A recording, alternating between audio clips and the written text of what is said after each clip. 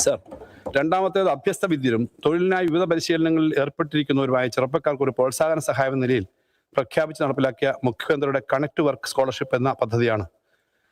Sir, 5 ലക്ഷം ചെറുപ്പക്കാർക്ക് ഇതിന്റെ പ്രയോജനം ലഭിക്കും. ഇതുവരെ ഈ പദ്ധതിയിൽ 68,731 പേർ രജിസ്റ്റർ ചെയ്തിട്ടുണ്ട്. ആദ്യ മാസത്തെ സ്കോളർഷിപ്പ് തുക വിതരണം ചെയ്തു കഴിഞ്ഞു. മുഖ്യമന്ത്രിയുടെ കണക്ട് വർക്ക് സ്കോളർഷിപ്പ് പദ്ധതിക്കായി 400 കോടി രൂപ മാറ്റിവെക്കുന്നു. സർ, മൂന്നാമത്തേത് കുടുംബശ്രീ ADSകൾക്കുള്ള 2025 നവംബർ 1 തീയതി മുതൽ പ്രതിമാസം 1000 രൂപ പ്രവർത്തന ഗ്രാന്തായി നൽകാനുള്ള തീരുമാനമായിരുന്നു.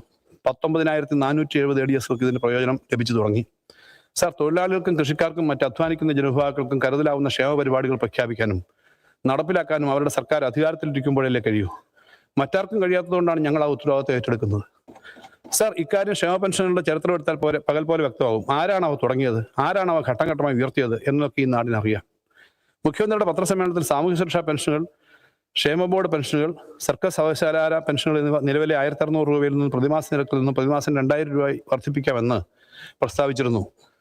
2025 നവംബർ മാസം മുതൽ ഉയർന്ന നിരക്കിൽ ക്ഷേമ പെൻഷൻ നൽകുന്നുണ്ട്. സർ, 2026-27 വർഷത്തേക്ക് ക്ഷേമ പെൻഷൻ നൽകുന്നതിനായി 14,500 കോടി രൂപ വകയിരുത്തുന്നു.